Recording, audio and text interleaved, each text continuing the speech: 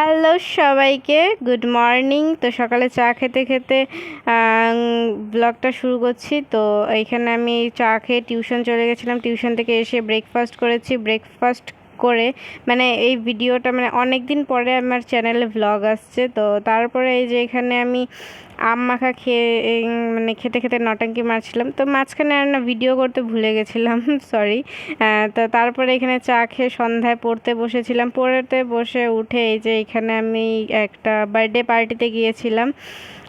আমার মার কালিগসের ছেলের বার্থডে ছিল, তো এখানে গেছিলাম। তা এখানে উইশ করলাম এই যে ভাইটা।